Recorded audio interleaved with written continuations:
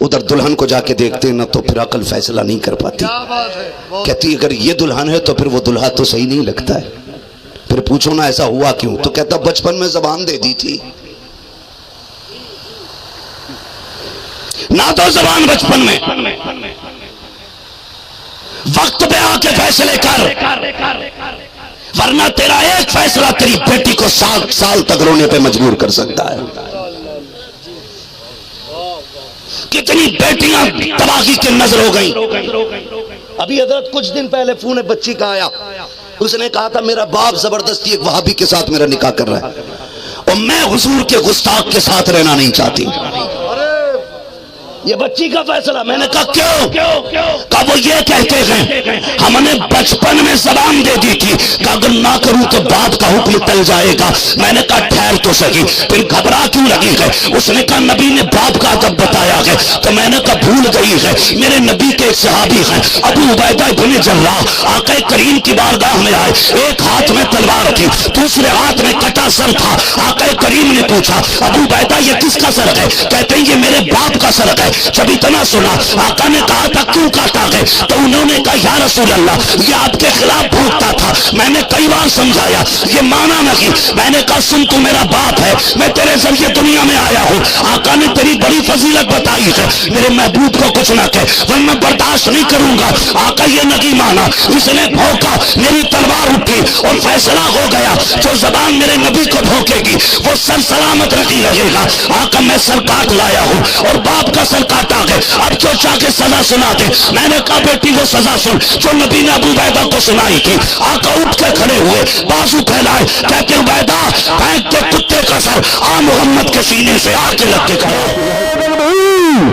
نعرے رسالت، عظمت مصطفیٰ، عظمت مصطفیٰ، اصلاح معاشرہ کانفرنس، جشن غوث الورا کانفرنس، مفتی حماد صاحب قبلہ بہت کو سبحان اللہ. یہ بیٹی نے کہا، میں نے کہا کیوں؟ کہ انہوں نے بچپن میں زبان دے دی تھی.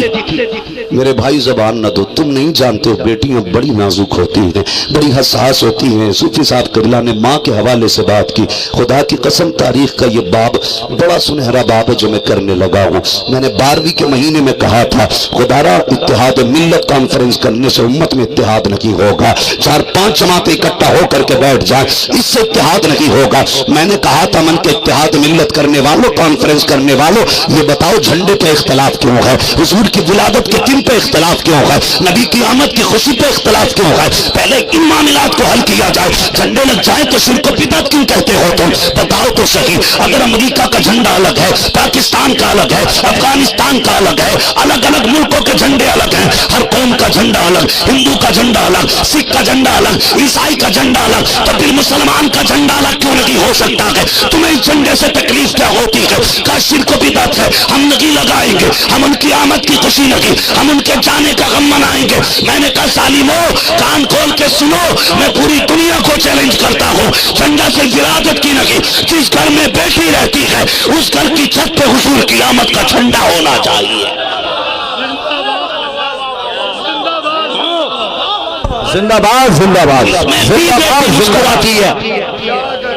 اس چھت پہ جھنڈا ہونا چاہیے تاکہ دنیا کو پتہ چلے اس میں ایک بیٹی رہتی ہے اور اس بیٹی کو زندگی کی خیرات عبداللہ کے بیٹے نے عطا کی ہے. بہت کو سبحان اللہ. ہوتا نا تو آج ماں جیسی دولت نہیں ہوتی. ارے واہ واہ واہ، ہاں جھگڑا خالی درود و سلام کا نہیں ہے، جھگڑا خالی تیجے 40ویں کا نہیں ہے. ہم کھل کے کہتے ہیں تیجا 40واں نہ بھی ہو تب بھی مسلمان ہے. لیکن جانتے ہو جھگڑا کیا ہے؟ یہ بتاؤ ماں کے قدموں کے نیچے جنت ہے، یہ کس نے کہا؟ سبحان اللہ. جو جوان بولے اللہ صلی اللہ، جو بولے اللہ سلامت رکھے. کس نے کہا؟ یہ ہمارے نبی نے. کس نے بتایا؟ ہمارے جن کے نبی ہیں وہ بولنے کی کوشش کریں بھائی. ہمارے اور زور سے ہمارے نبی نے، اور زور سے ہمارے نبی نے. خدا کرے یہ بات آواز اجمیر شریف، بغداد شریف، کربلا شریف، نجف اشرف ہوتے ہوئے حضور کے مدینے پہنچ جائے. واہ واہ واہ واہ واہ کیا کہنے حضرت بہت عمدہ دل لگ رہا ہے آپ کا؟ جی دل محفل میں لگنے لگ جائے تو سمجھ لو حضور کی توجہ ہو گئی ہے. ہاں صوفی صاحب اس کو مائک بند کر دو، شاید اس کی وجہ سیٹی دے رہا. توجہ ہے نا؟ کس نے سکھایا ماں کا ادب؟ اللہ کے نبی نے کیا کہا؟ ماں کے قدموں کے نیچے جنت ہے. کیا مسئلہ ہے؟ یہ والا مائک گھما کے رکھو، یہ والا مائک بدل دو، اسے ادھر کر، ادھر گھما دو. توجہ ہے سب کی؟ بہت غور سے سنیں. یہ میرے نبی نے بتایا ماں کے قدموں کے نیچے. یہ تو نہیں کہا شیخ، پٹھان، انصاری، ترک، فقیر، برادریاں تو نہیں بتائی نا. یہ کہا ماں کے قدموں کے نیچے جنت ہے. نہ یہ کہا رابعہ بصریہ کے قدموں کے نیچے جنت ہے، کیا بات نہ یہ کہا فاطمہ زہرا کے قدموں کے نیچے جنت. فرمایا جو ماں ہوگی اس کے قدموں کے نیچے جنت ہوگی. ٹھیک ہے جی. اب مجھے بتاؤ، جو نبی ماؤں کے قدموں کے نیچے جنت بتا رہا ہے، اس کی ماں جنتی ہوگی کہ جہنمی ہوگی؟ جنتی کیا ہوگی؟ جنتی. آپ ناراض ہیں بھیا؟ نہیں ہے نا تو پھر آپ بھی بولیں. جو ہماری ماؤں کے قدموں کے نیچے جنت رکھے اس کی ماں، اپنی ماں جنتی ہوگی کہ جہنمی؟ جن کا عقیدہ ہے وہی بولیں. جنتی نا. اب بتاؤ، یہ نظریہ پیش کرتے معاذ اللہ نبی کی ماں بھی جہنمی ہے اور نبی کا باپ بھی جہنمی ہے. میں کہتا ہوں شرم کرو. جس نے ہماری ماں کو جنتی کہا اس کی اپنی ماں جہنمی کیسے ہو سکتی ہے؟ رب نے جہنمی نہیں، ان کو مالک جنت بنا کے بھیجا ہے.